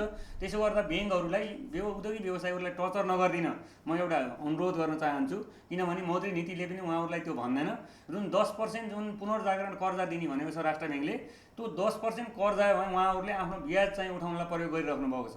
त्यो चाहिँ ब्याज उठाउन उसले भनेको छैन। राष्ट्र ब्याङ्कले के भनेको छ भने तपाईँहरूले यो 10% चाहिँ यो कर्मचारीको तलब दिन, उनीहरूलाई मेटेरियल खरिद गर्न र व्यवसाय पुनर्जागरण गर्न दे, तेरो चाहिँ आफ्नो ब्याज उसले कमाएपछि पुस मसान्तसम्म ले भनेको छ। तर ब्याङ्कले घुमाएर के भन्छ भने पहिला यो पैसा निकाल्नुहोस् तपाईँ, त्यहाँबाट पछिबाट नगद हालिदिनुहोस् भनेर भन्छ। भनेको के हो भने व्यापारीलाई जसरी पनि चाहिँ आफ्नो ब्याज असुल्ने ब्याङ्कको चाहिँ नीति छ। यसमा चाहिँ अलिकति यसमा हाम्रो अलि गम्भीर ध्यान आकर्षण पनि भएको छ र यस बेलामा हामीले डेलिगेसन मार्फत अथवा विभिन्न विज्ञप्ति मार्फत पनि यो कुरालाई सच्याउन पर्छ। ब्याङ्कले सधैँ यो उहाँहरूको जस्तो समय हुन्न, यो समय पर्खिने, धैर्य गर्ने र समय दिने समय हो भनेर हामी भनेका छौँ। र यसमा मैले थोरै यो घरबालको कुरा पनि जोडिहालेँ यसैमा। अनि यसमा पहिला घरबालको कुरा गरौँला। तपाईँको यसमै चाहिँ नि अब अर्को पाटो छ तपाईँको ब्याङ्कपछि अर्को राजस्व कार्यालयको कर तिर्ने, भ्याट लगायत अन्तशुल्क, आयकर बुझाउने। सर्वोच्च अदालतले त तपाईँको लकडाउन अन्त भएको 1 महिना समय दिएको छ होइन। अब 1 महिना भनेको तपाईँको अब यो साउनको भनौँ न भदौको पहिलो हप्तासम्म हुन्छ, सम्भव छ? वास्तवमा यो वैज्ञानिक चाहिँ छैन। किनभने अहिलेको अप्ठ्यारो समय छ, बर्खा छ, व्यापार व्यवसाय केही छैन, खोलेको लकडाउन हल्का भ्याटको कारोबार पनि क्यासमा उधारोमा पनि त हुन्छ नि। भ्याटको होइन उधारो हुन्छ, त्यो त भ्याट बिल काट्ने हो, पैसा 6 महिनापछि आउँछ। व्यापारमा त्यस्तो चल्छ, कसैले दिँदै दिन्न, 9 महिना त्यसलाई फेरि मुद्दा हाल्नुपर्छ, फेरि त्यो चेक दिन्छ, चेक बााउन्स हुन्छ, त्यो कति पैसा उठेकै हुन्न भन्दाखेरि यहाँ तत्काल हात कारोबार भए जस्तो भ्याट लिएछ किन नतिर्ने भन्ने कुरा आउँछन्। तर वास्तवमा के छ भन्नुहुन्छ भने व्यापार सम्पूर्ण कारोबार बाँकी छ। त्यो बाँकी कारोबार के छ भने पैसा माग्दाखेरि उठ्दैन, फोन उठ्दैन, त्यसपछि झैझगडा व्यवसायीको र त्यो चाहिँ के अरे उद्योगीको अथवा भनौँ न व्यवसायी झैझगडा भइरहेछ। त्यसो गर्दाखेरि अब यो अहिले सम्भव देखिन्न। अहिले चाहिँ असोज मसान्तसम्म त यो भ्याटको लागि पनि समय थप गर्नुपर्ने आवश्यकता छ। त्यसो गर्दाखेरि अहिले चाहिँ जुन सर्वोच्च अदालतले भन्यो लकडाउन चाहिँ को 1 महिनाभित्रमा तिर्नुहोस् भनेपछि एउटा अन्तर्राष्ट्रिय कार्यालयले गरेको भनेको के हो भने जरिमाना चाहिँ लगाएको छैन। एउटा अदालतलाई टेकेर उद्योगी व्यवसायीलाई फाइदा भएको भनेको जरिमाना गएको भए त्यो चाहिँ चाँडै 2 गुणा हुन्थ्यो। त्यो जरिमानाबाट बचेको छ। र अब यो भदौको पहिलो हप्ता होइन कि असोज मसान्तसम्मको टाइम चाहिँ दियो भने चाहिँ भ्याटहरू तिर्न पर्छ अब व्यवसायीले भन्ने कुरा अब मनसाय सबैले बनाएको छ। तर 72 सालमा जनआन्दोलन, त्यसपछि मधेस आन्दोलन, त्यसपछि भूकम्प हुँदाखेरि त फागुनसम्म समय दिएको थियो नि, समय त सीमा बढाउँदै गएको थियो। फागुन चैत्र मसान्तसम्मको समय दिएको थियो। र अहिले पनि हाम्रो भनाइ के हो भने अहिले 2000 अब यो जुन 2078 आर्थिक वर्ष लाग्यो, 77-78 को आर्थिक वर्ष लाग्यो। यो 77-78 को आर्थिक वर्षको सुरुवात यो साउन हो भनेपछि अब असार मसान्तसम्मको समय सबै किसिमका व्यवसायलाई दिनुपर्छ भन्ने हाम्रो मान्यता हो। ब्याङ्किङ र राजस्वतर्फ राजस्व पनि ब्याङ्किङ कर नतिर्ने होइन, ब्याज नतिर्ने होइन, कर बुझाउने, तर चाहिँ समय सीमा चाहियो। समय सीमा चाहियो। यो आर्थिक वर्षमा पैसा खर्च हुने भनेको अन्तिममा सरकारको पैसा खर्च हुने भनेको पनि चैत वैशाखमै हो। त्यही भएर चैत वैशाखसम्मको भाका दिन मिल्छ। किन मिल्छ भनेपछि सरकारले अहिले पैसा उठाए पनि बजेट चाहिँ यसको चाहिँ खर्च हुने भनेको चैत वैशाख जेठमा पैसा खर्च हुन्छ बढी। त्यसो गर्दाखेरि अब यो दिनुपर्छ र हामी अब एकचोटि फेरि अब यो चाहिँ चैत मसान्तसम्मको भाका चाहिन्छ भनेर फेरि एकचोटि हामी चाहिँ कुरा उठाउँछौँ र डेलिगेसन पनि गर्छौँ यो विषयमा। तपाईँ सिद्धार्थनगर नगरपालिकाको राजस्व परामर्श समितिमा सदस्य पनि हुनुहुन्छ। तपाईँको संस्था पनि छ, संस्थाको मार्फतबाट तपाईँहरू हुनुहुन्छ, उद्योग वाणिज्य सङ्घ पनि छ। यत्रो 3 महिनाको लकडाउन भयो, तर तपाईँहरू त्यत्रो केन्द्रमा चाहिँ माग गर्नुभयो, व्यवसायको यो छुट चाहियो, ब्याज छुट चाहियो, त्यो भन्नु गर्नुभयो। तर आफ्नै नगरपालिकामा 3 महिना व्यवसाय बन्द हुँदा बन्दाबन्दीमा ठप्प हुँदाखेरि 3 महिनाको व्यवसाय कर त छुट गराउन सक्नु भने नि तपाईँले पहल खासै देखिनन् यहाँ न तपाईँको देखियो न उद्योग वाणिज्यको देखियो। त्यस्तै गरेर नगरपालिकालाई त 10% घरबाल कर पनि तिर्नुपर्छ, अहिले तिर्नुपर्छ नि। त्यो घरबाल कर पनि 3 महिना बन्द हुँदा नगरपालिकालाई घरबाल कर किन तिर्ने? एउटा एक सुक्खा कमाइ छैन, किन कर तिर्ने भन्ने कुरा तपाईँहरूको यसतर्फ ध्यान नगएको हो कि नगरपालिकाहरूले तपाईँहरू उद्योग व्यवसायहरूले भनेको कुरा, प्रतिनिधिमूलक संस्थाले भनेको कुरा नमानेको? यो वास्तवमा अब यो बेलामा हामीले चाहिँ त्यो माग नराख्ने भन्ने कुरै भएन। हामीले माग राख्यौँ। उद्योग वाणिज्य सङ्घको कुलप्रसादजी र म चाहिँ जस्तै तपाईँले वर्षको 8,000 रुपियाँ चाहिँ व्यवसाय कर नगरपालिकालाई तिर्नुहुन्छ भने 3 महिनासम्म व्यापार पसल ठप्पै भएपछि तपाईँले 3 महिनाको त कम्तीमा छुट दिनुपर्छ नि। यसतर्फ तपाईँले खासै पहल गरेको देखिएन। होइन, पहल गऱ्यौँ, हामी माग राख्यौँ। हामीले चाहिँ हाम्रो माग भनेको के थियो भने हामीले सैना महिना नगरपालिकालाई टेकेर चाहिँ हामीले माग राखेका थियौँ। सैना महिना नगरपालिकाले हाम्रो रूपन्देहीको सैना महिना नगरपालिकाले 33% छुट र 10% चाहिँ चाँडै तिरेमा छुट भन्नाले 33% जनरल छुट र 10% असल मुहान्तसम्म तिर्यो भने छुट भनेर 43% को छुट दिएको थियो। र हामीले के भन्यौँ भने 43% छुट सैना महिनाले निकाल्यो। अब हामीले यदि 10% छोडिदिने हो भने पनि 33% दिनुपर्छ। 33% दिनु अहिलेको वैधानिकता र अहिलेको कानुन सम्मत पनि हो। र किनभने 3 महिना त पूर्ण रूपमा बन्द भयो। त्यहाँ घरबाल करमा र चाहिँ यो व्यवसाय करमा चाहिँ 3 महिनाको चाहिँ छुट दिनुपर्छ हामीले। त्यो भनेको 33% तपाईँहरूले दिनुपर्छ। 25% उहाँहरूले चाहिँ के अरे कुलप्रसादजीले भन्दा मैले 33 भने अन्तिममा हामी 33% नै हुनुपर्छ भन्नेमा हामी अडान राखेपछि ल हुन्छ उसो भए कस्तो छ व्यवसाय वर्गीकरण गर्नुपर्छ, होटेललाई कति दिने अरूलाई कति दिने हेर्नुपर्छ, हामी आर्थिक ऐनमा हालेर ल्याउँछौँ। तपाईँले अहिले चाहिँ यसमा चाहिँ छुट गर्ने मात्रै भनौँ, पर्सेन्ट कति गर्ने भने हामीले आर्थिक ऐनबाट निर्णय गर्नुपर्ने हुन्छ भनेर कुरा घुमाउनु हो। त्यहाँ कुरा होटल र रेस्टुरेन्ट त आजको दिनसम्म बन्द छन् नि, बन्द छन्, यातायात बन्द छ, क्यासिनोहरू बन्द छ, त्यसले कसरी तिर्ने पैसा हामी? त्यही त हामीले भनेको थियौँ के थियौँ भने होटेल र यो वर्ष होटेललाई चाहिँ 75% छुट दिउँ, त्यसपछि अन्य यो ब्युटी पार्लरहरूलाई 50% दिउँ र अरू जनरललाई 33% दिउँ। व्यवसाय करमा यो बेला नगरपालिकाले गर्नुपर्छ हेर्नुपर्छ भनेर हामी भनेका थियौँ। तर नगरले त्यो चाहिँ व्यवसाय मैत्री चाहिँ हुन सकेन। अब उहाँले आफ्नै किसिमले 15%, 10%, 15% त्यो त विगत वर्षमा भनेर चाहिँ आउनुभएछ। उहाँले होटेललाई 25% भन्नुभएको छ। त्यसो गर्दाखेरि अब हाम्रो माग चाहिँ त्यहाँ सुनवाई भएन, उहाँले गर्नु भएन। र हामीले त्यसमा अब हामी वास्तवमा त्यो हामीले सिग्नेचर गर्ने थिएनौँ। उहाँहरूले कसरी कुरा घुमाउनु हो भन्नुमा उहाँ हामी आर्थिक ऐनको अलग्गै हामी बैठक बस्नुपर्ने हुन्छ।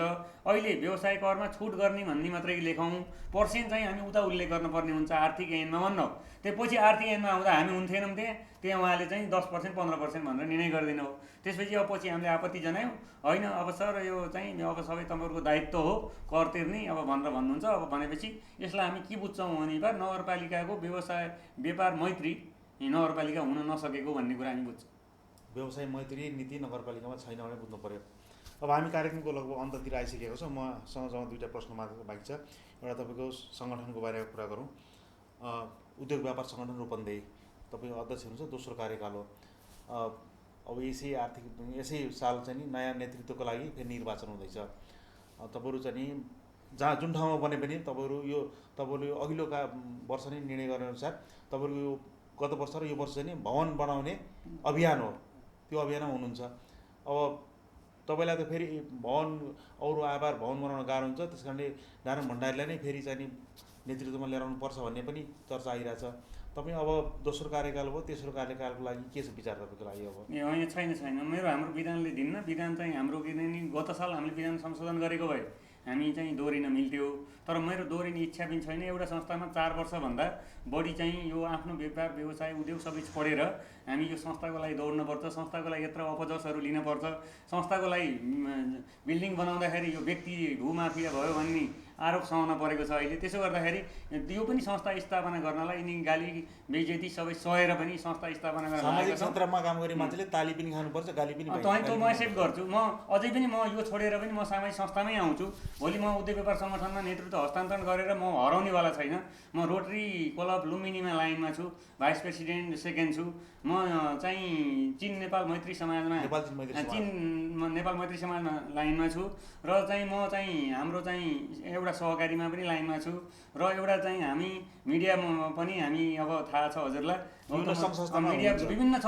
तपाईँ अब यो कार्यकाल चाहिँ नि रूपन्देही उद्योग व्यापार सङ्गठन अन्तिम कार्यकाल हो, तर चाहिँ नि तपाईँको जिम्मेवारीमा चाहिँ नि भवन बन्छ उद्योग व्यापार। मैले कुनै पनि हालतमा चैत्र मसान्तसम्म नयाँ कार्य समितिलाई आफ्नो मिटिङ हलमा चाहिँ आफ्नो हलमा शपथ खुवाएर नेतृत्व हस्तान्तरण गरिदिन्छु। त्यही काममा नै म अब दिनरात म लागेको छु र अब आउने कार्य समितिले आफ्नो बिल्डिङमा, आफ्नो सभा हलमा, आफ्नो मिटिङ हलमा कार्यक्रम गर्नेछ र म आफै नै मेरा साथीहरूलाई मैले चाहिँ नेतृत्व हस्तान्तरण गर्दा मेरो आफ्नो के अरे बिल्डिङको सभा हलमा मैले गराउँछु। चाहे यो जग्गामा गरौँला, चाहे किनेर गरौँला, त्यो चाहिँ हामी प्लानमै छौँ। त्यसो गर्दाखेरि यो चाहिँ सम्पूर्ण उद्योग व्यवसायलाई ढुक्क हुन म अनुरोध गर्छु। भनेपछि रूपन्देही उद्योग व्यापार सङ्गठन रूपन्देहीको चाहिँ मुख्य लक्ष्य भनेकै अब यो वर्षको लागि चाहिँ तपाईँको भवन निर्माण हो। यो वर्ष हामीले धेरै कार्यक्रम गर्ने गरेका थियौँ। यो वर्ष अरू कार्यक्रम हामी राख्दैनौँ।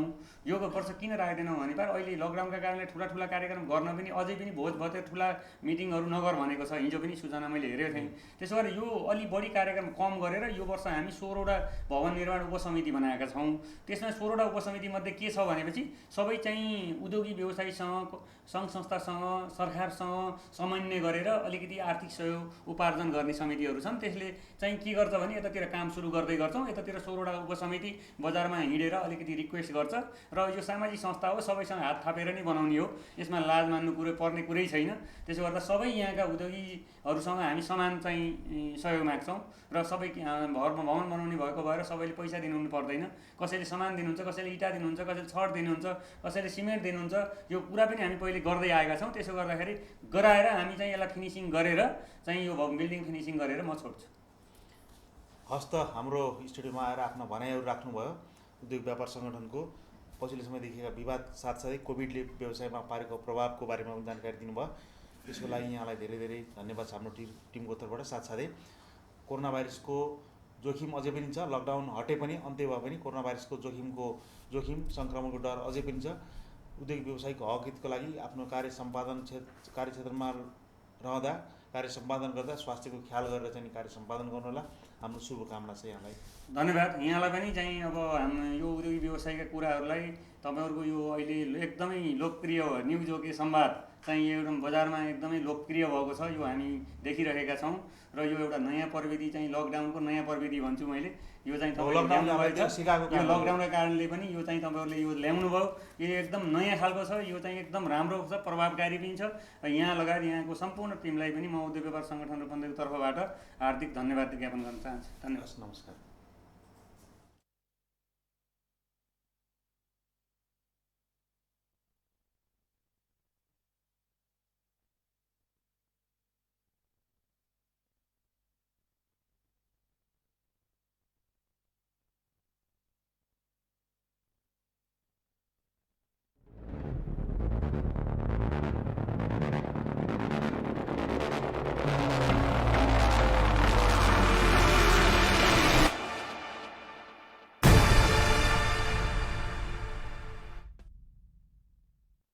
अति सुन्दर धेरै टिकाउ कहाँबाट ल्याउने, अरू भन्दा कम्फर्टेबल कार्पेट कुलाउने। मैले जस्तै बुझ्नु पर्यो, नयाँ जेन्सा कार्पेट नै ल्याउनु पर्यो। जेन्सा कार्पेट हाम्रो नै राम्रो। अरू भन्दा बढी कम्फर्ट, ब्युटी अनि भेराइटी छ किनकि बेस्ट टेक्नोलोजीमा हाम्रो देशको आफ्नै उत्पादन छ। कसम हाम्रो नै राम्रो। जेन्सा कार्पेट।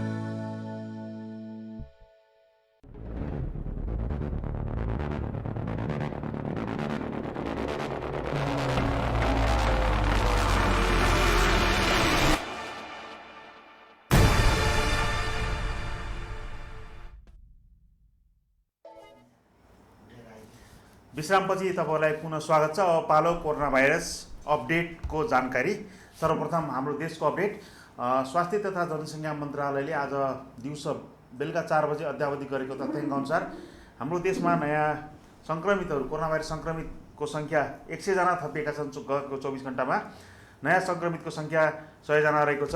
यो 100 जना थपिएसँगै हाम्रो देशमा जम्मै 18,054 जना नयाँ टोटल सङ्क्रमित, कोरोना भाइरस सङ्क्रमितको सङ्ख्या 18,094 पुगेको छ। त्यसै गरेर 18,094 जना बिरामी हुँदा आजको दिनसम्म 12,684 जना विभिन्न आइसोलेसन सेन्टर, त्यसै गरेर अस्पतालबाट उपचारपछि पूर्ण रूपमा निको भएर घर पनि गइसक्नु भएको छ। त्यस्तै गरेर आज थप 2 जनाको मृत्यु भएको छ। 1 जना चिनिया नागरिकको पनि मृत्यु भएको छ। यो सँगसँगै मृत्यु हुनेको सङ्ख्या 42 पुगेको छ हाम्रो देशमा। आज मृत्यु हुने विदेशी चिनिया नागरिक हुन् र कोरोना भाइरसका कारण नेपालमा, हाम्रो देशमा मृत्यु पहिलो एकजना विदेशी नागरिकको मृत्यु भएको छ। त्यस्तै गरेर क्वारेन्टाइनमा आजको दिनसम्म 20,842 जना हुनुहुन्छ। त्यस्तै गरेर आइसोलेसन तथा अस्पतालहरूमा 5,368 जना हुनुहुन्छ आजको दिनसम्म आउँदा। त्यस्तै गरेर आरडिटी परीक्षण 3,12,402 मै रोकिएको छ भने पिसिआर परीक्षण बढिरहेको छ। 3,27,614 जनाको पिसिआर परीक्षण भइसकेको छ। अब एकैछिन कोरोना भाइरसको अन्तर्राष्ट्रिय अपडेट। राष्ट्रिय अपडेट पछि कोरोना भाइरसको अन्तर्राष्ट्रिय अपडेटको पालो।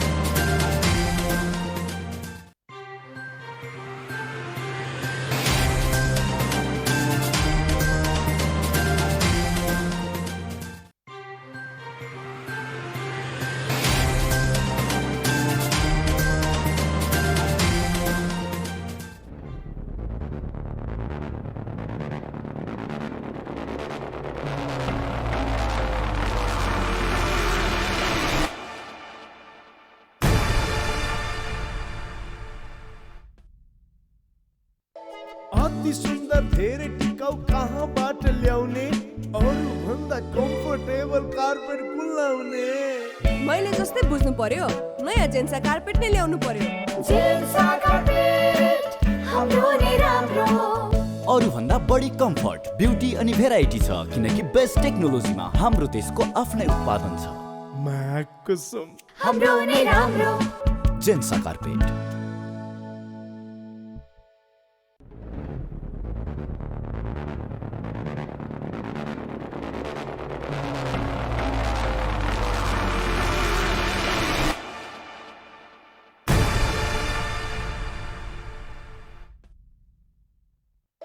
अति सुन्दर धेरै टिकाउ कहाँबाट ल्याउने अरू भन्दा कम्फर्टेबल कार्पेट कुन लाउने?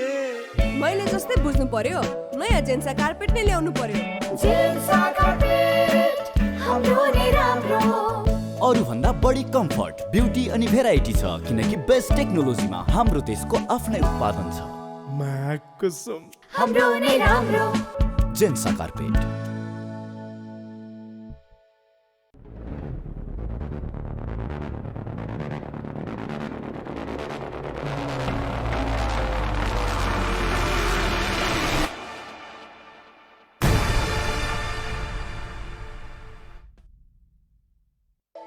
अति सुन्दर धेरै टिकाउ कहाँबाट ल्याउने अरू भन्दा कम्फर्टेबल कार्पेट कुन लाउने? मैले जस्तै बुझ्नु पर्यो नयाँ जेन्सा कार्पेट नै ल्याउनु पर्यो। जेन्सा कार्पेट हाम्रो नै राम्रो। अरू भन्दा बढी कम्फर्ट, ब्युटी अनि भेराइटी छ किनकि बेस्ट टेक्नोलोजीमा हाम्रो देशको आफ्नै उत्पादन छ। कसम हाम्रो नै राम्रो। जेन्सा कार्पेट। अन्तर्राष्ट्रिय अपडेटको कुरा गर्दा विश्वभरमा यो समयसम्म कोरोना भाइरस सङ्क्रमितहरूको सङ्ख्या 1,51,64,233 पुगेको छ। त्यस्तै गरेर 1,51,00,000 बिरामी हुँदा 91,65,425 जना मानिसहरू उपचारपछि पूर्ण रूपमा निको भएर घर पनि फिर्ता जानु भइसकेको छ विश्वभरबाट। त्यस्तै गरेर आजको दिनसम्म 6,21,310 जनाको मृत्यु भइसकेको छ। सबैभन्दा बढी सङ्क्रमित भएको देश अमेरिका तपाईँहरूलाई थाहा भएको कुरा हो र अमेरिकामा 40,40,000 सङ्क्रमित पुगिसकेका छन्। त्यस्तै गरेर त्यहाँ मृत्यु हुनेको सङ्ख्या 1,45,125 पुगेको छ। ब्राजिलमा 21,67,000 सङ्क्रमित हुँदा 81,628 जनाको मृत्यु भइसकेको छ भने भारतमा 12,16,965 जना सङ्क्रमित भइसकेका छन् र आजको दिनसम्म आउँदा भारतमा 19,974 जनाको मृत्यु भइसकेको छ। आज दिउँसो मात्र भारतमा 22,880 नयाँ सङ्क्रमितहरू थपिएका छन्। अहिले पछिल्लो समय अमेरिकामा भन्दा पनि बढी सङ्क्रमितहरू भारतमा देखिन थालेका छन्। भारतमा लकडाउन अत्यधिक खुकुलो भएको छ। त्यहाँ रेल सेवा पहिलेदेखि नेपालभन्दा पनि पहिल्यै त्यहाँ यातायात रेल सेवाहरू सुरु भएका थिए। त्यसले गर्दा त्यहाँ खुकुलो भएसँगै भारतमा जोखिम बढिरहेको हो। त्यस्तै गरेर रुसमा 7,89,190 जना सङ्क्रमित हुँदा 12,745 जनाको मृत्यु भइसकेको छ। त्यस्तै गरेर हाम्रो देशको कुरा गर्दा हाम्रो देश अहिले विश्वमा कोरोना भाइरस सङ्क्रमितहरूको लाइनमा 63 स्थानमा छ। सबभन्दा बढी कोरोना भाइरस सङ्क्रमित हुनेहरूमध्ये हाम्रो देश 63 स्थानमा रहेको छ।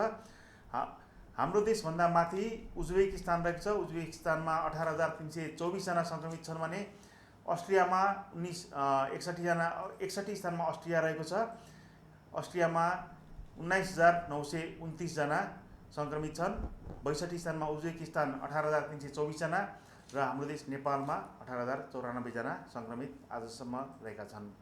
यो थियो कोरोना भाइरसको अन्तर्राष्ट्रिय अपडेट। अब हामी एकैछिन मौसम सम्बन्धी जानकारी तपाईँलाई दिन गइरहेका छौँ।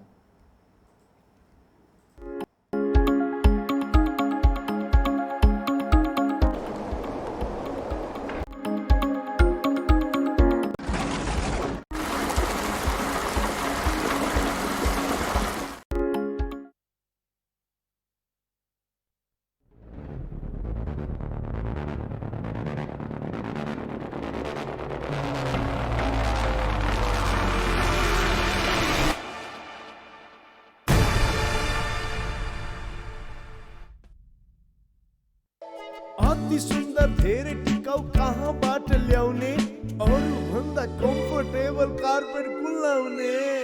मैले जस्तै बुझ्नु पर्यो, नयाँ जेन्सा कार्पेट नै ल्याउनु पर्यो। जेन्सा कार्पेट हाम्रो नै राम्रो। अरू भन्दा बढी कम्फर्ट, ब्युटी अनि भेराइटी छ किनकि बेस्ट टेक्नोलोजीमा हाम्रो देशको आफ्नै उत्पादन छ। कसम हाम्रो नै राम्रो। जेन्सा कार्पेट।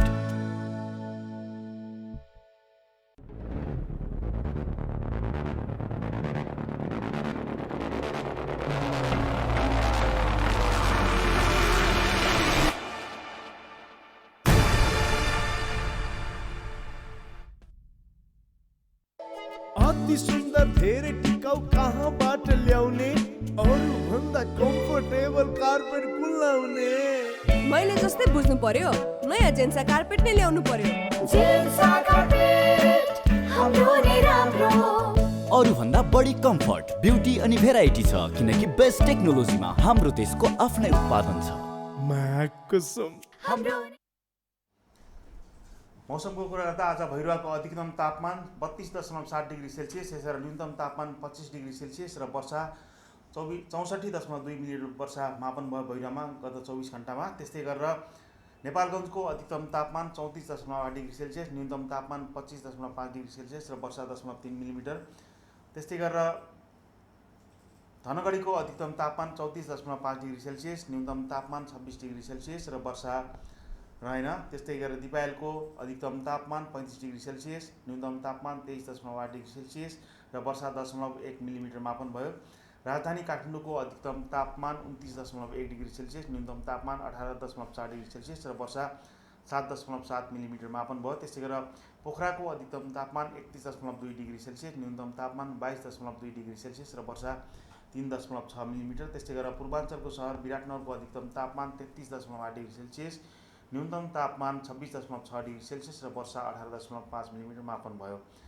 मध्यपूर्वको सहर जनकपुरको अधिकतम तापमान 33.5 डिग्री सेल्सियस र न्यूनतम तापमान 24.0 डिग्री सेल्सियस रह्यो। हस्त यो वर्षा मौसमको जानकारी सँगसँगै तपाईँहरूसँग बिदा लिने बेला भइसकेको छ। भोलि पुनः यसै समयमा यस्तै किसिमका कार्यक्रमहरू लिएर तपाईँहरूसम्म चाहिँ उपस्थित हुनेछौँ। यतिन्जेलसम्म रहेर हाम्रो कार्यक्रम हेरिदिनु भयो, यसको लागि तपाईँलाई हार्दिक धन्यवाद प्रकट गर्दै हाम्रो सम्पूर्ण युनिट तपाईँहरूसँग बिदा माग्दछ। हस्त नमस्ते, शुभरात्रि।